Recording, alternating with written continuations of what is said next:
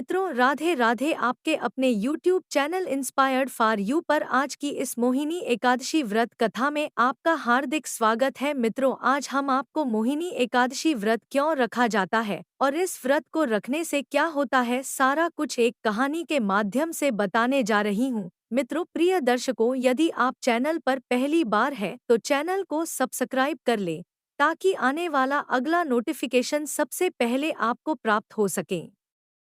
मित्रों, धार्मिक ग्रंथों के अनुसार मोहिनी एकादशी व्रत पवित्र और शुद्ध व्रतों में माना जाता है। मित्रों, एक संवाद के तहत महाराज युधिष्ठिर ने भगवान श्री कृष्ण से पूछा कि बैशाख माह के शुक्ल पक्ष में पड़ने वाली एकादशी का व्रत पालन करने से हमें कौन से फल की प्राप्ति होती है। हे प्रभु, मुझे इस व्रत का विस्तृत ज्ञान देने की कृपा करें।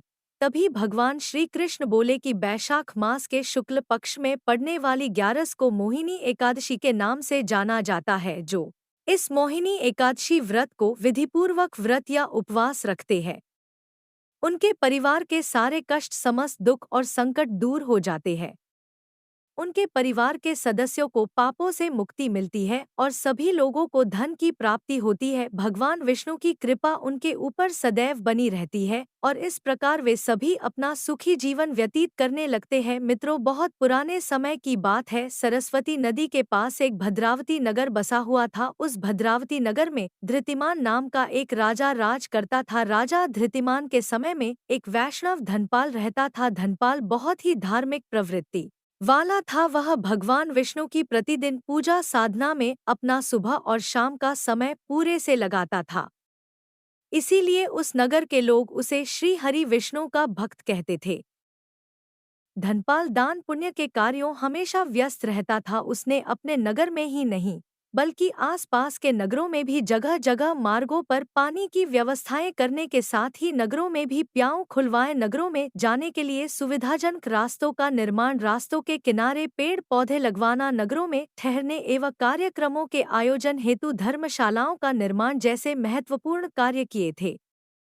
मित्रों, भक्त धनपाल के 5 पुत्र थे जिनके नाम सोमनाथ, सद्बुद्धि, मेधावीर, स्वीकृत और त्रस्तबुद्धि था। मित्रों, 5वां पुत्र बहुत ही दुष्कर्मी था। उसका आय शराब पीना, पक्षियों एवं जानवरों का शिकार करके भ्रष्ट भोजन प्राप्त करना, नगरी में रहने वाली स्त्रियों के साथ दुष्कर्म करना, लोगों को मारना पीटना जैसे कार्य करता रहता था। मित्रों, वैष्णव धनपाल ने एक दिन उसके पापों से दुखी होकर भ्रष्ट बुद्धि वाले लड़के को घर से बाहर निकाल दिया था। भ्रष्ट बुद्धि के पास धनराशि न होने के कारण आए दिन चोरी एवं लूटपाट करके अपना जीवन व्यतीत करना शुरू कर दिया।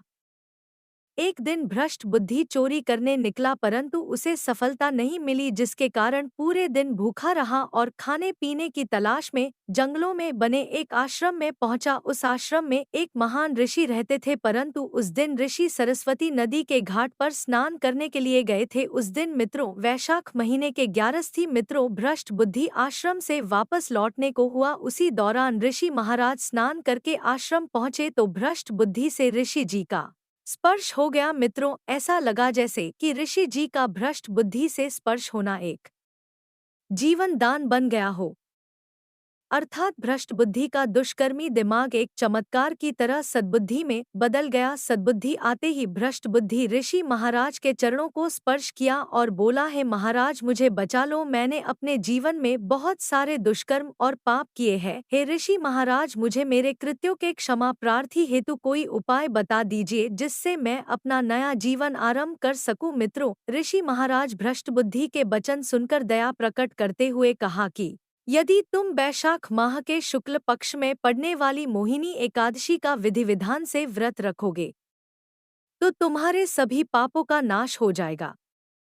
मित्रों, भ्रष्ट बुद्धि भूखा प्यासा तो था ही, भाग्यवश उस दिन बैशाख माह शुक्ल पक्ष एकादशी का दिन भी था। उसने उसी दिन ऋषि द्वारा बताए गए विधि विधान से मोहिनी एकादशी के व्रत को पूरा किया और उपवास के करने भ्रष्ट बुद्धि के समस्त पापों का नाश हो गया और अंततः उसे श्री हरि विष्णु का आशीर्वाद प्राप्त हुआ। मित्रों, उसी दिन से मोहिनी एकादशी का व्रत रखा जाने लगा। संपूर्ण जगत में इससे बड़ा कोई उपवास नहीं है। मित्रों, याद रहे कि मोहिनी एकादशी का व्रत पूरे विधि विधान से बैशाख माह शुक्ल पक्ष की 11 को रखा जाता है। आप लोग क्षमतानुसार इस पूरे बैशाख माह में दान पुण्य करें। इससे भगवान विष्णु का आशीर्वाद सदैव आपके ऊपर रहेगा। प्यार मित्रों, श्रोताओं, जाते जाते फिर एक बार राधे राधे। चैनल को मित्रों सब्सक्राइब जरूर कर लें, ताकि आने वाला नई धार्मिक या सामाजिक कथा कहानी आपको सबसे पहले मिले। मित्रों, ये व्रत कथा कहानी कैसी लगी मुझे कमेंट जरूर करें। मित्रों, कहानी सुनने के लिए बहुत बहुत धन्यवाद, शुक्रिया। आपका दिन शुभ हो। जय हिंद, वंदे मातरम।